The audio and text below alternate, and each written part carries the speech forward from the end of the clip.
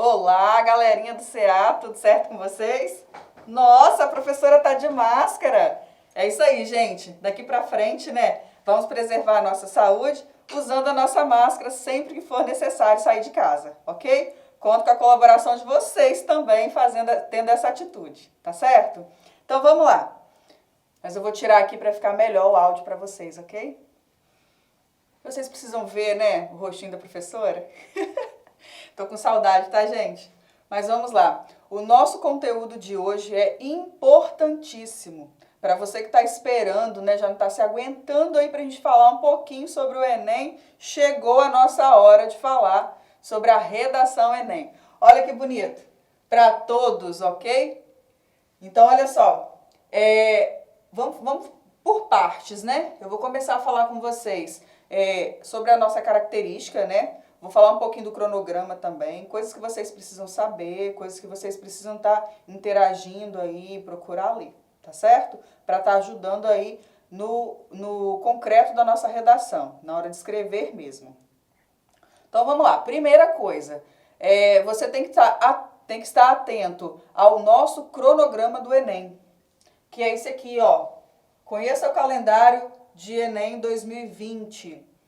Vocês encontram esse calendário lá no site do INEP, ok? Depois eu vou passar aqui o endereço para vocês e vocês poderão acessar para ter conhecimento aí em tudo que vai acontecer, né, durante o percurso desse ano de 2020 referente ao Enem.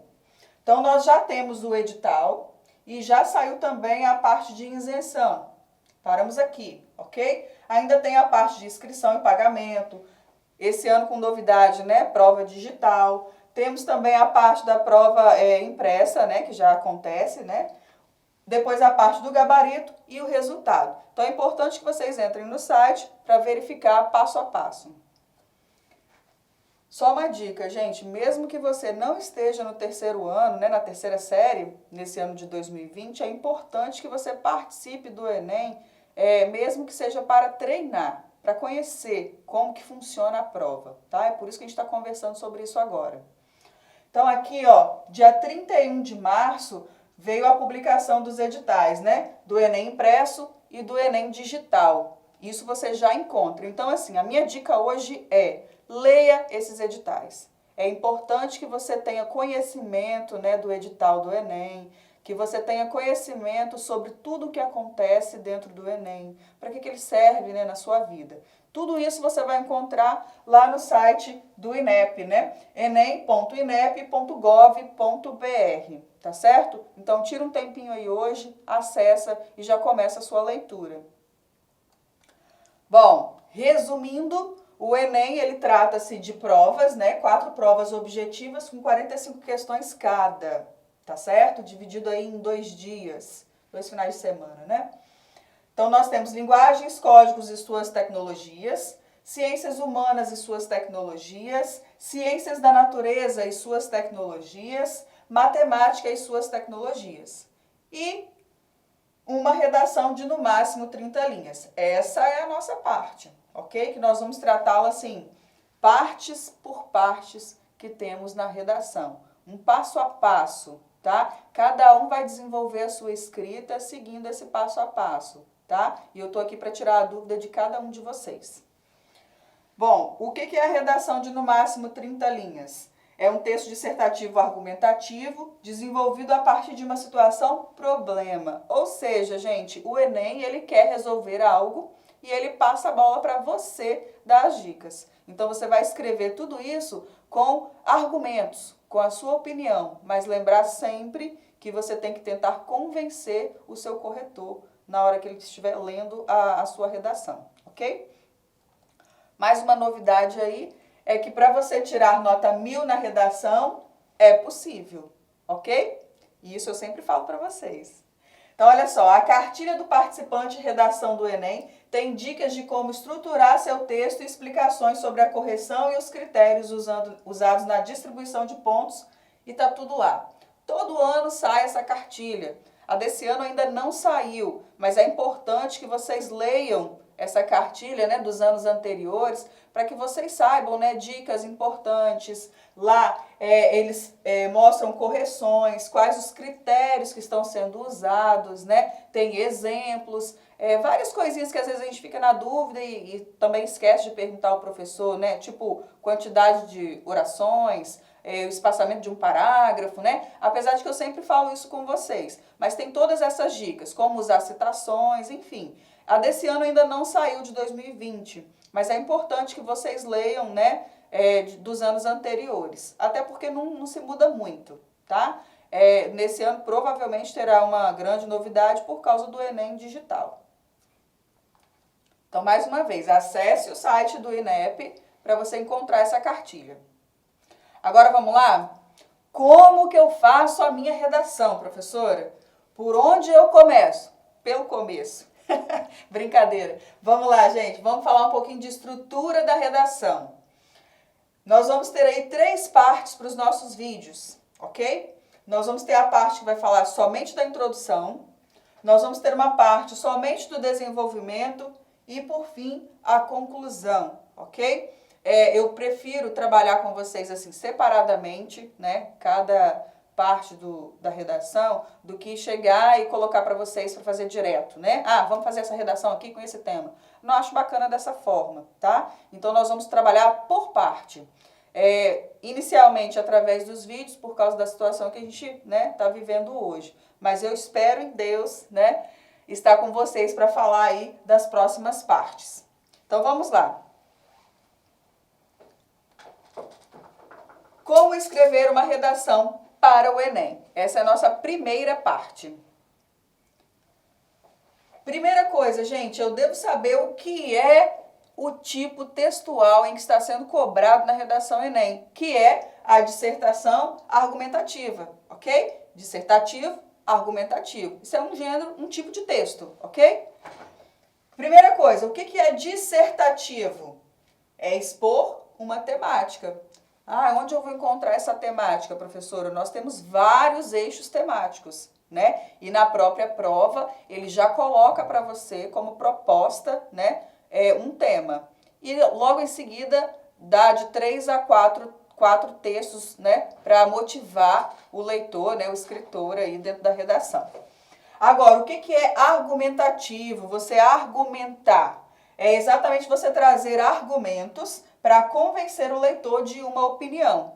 Lembrando, essa é a sua opinião, mas você não vai deixar isso claro, porque o seu texto tem que ser impessoal, ok? Nós vamos conversar sobre tudo isso no longo das nossas aulas. Então, vamos lá. Temos que ficar atento, então, a 3 pontos importantíssimos logo quando a gente pega a nossa provinha lá de redação. Quais são esses 3 pontos? O tema, a tese e os argumentos, ok? O que vem a ser um tema, gente?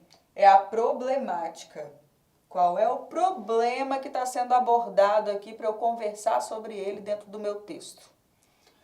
Tese. São 2 ideias sobre a problemática. Então, dentro de um grande problema, eu tenho que expor 2 problemáticas, que no caso será o meu D1, meu desenvolvimento 1, e o meu D2, que é o meu desenvolvimento 2, ok? Nós vamos conversar detalhadamente sobre tudo isso. Então, os argumentos são os recursos. Como que eu vou argumentar sobre esses 2 problemas? O que eu vou falar sobre eles?